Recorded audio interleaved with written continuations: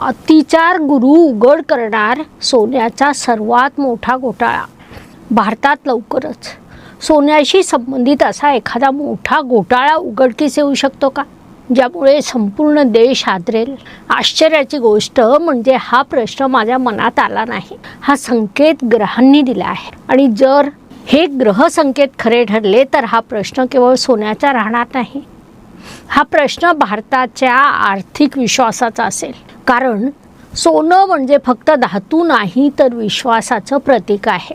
विशेष म्हणजे यापैकी अनेक घटना पूर्वी ग्रहस्थितीमध्ये काही असामान्य संकेत दिसत होते.